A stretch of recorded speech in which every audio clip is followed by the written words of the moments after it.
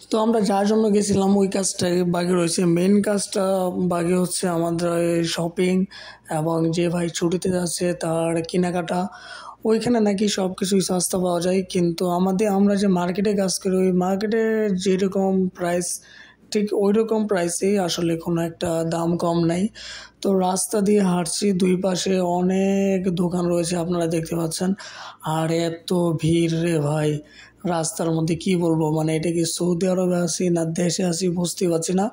বাংলাদেশের মতো নেই, রাস্তার সাইডে দোকানপাট এবং মার্কেট, কাপড় চাপড়ের সব কিছুই আছে। মানে আপনি ওইখানে গিয়ে বুঝতে পারবেন না কি নাই এবং কি আছে। এত মাল রয়েছে, মানে অনেক প্রচুর, দুই সাইডে একদম ফুটপাতের জি এরিয়ার মধ্যে মাল একদম ফুল রয়েছে এবং তা বিক্রি করে অনেক কাস্টমার যায়।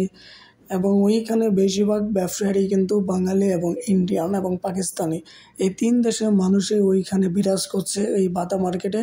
এই জন্য এই বাটা মার্কেট এত বিখ্যাত এবং এত কাস্টমার হয় এবং এত লোক যায় এটা দেখার জন্য।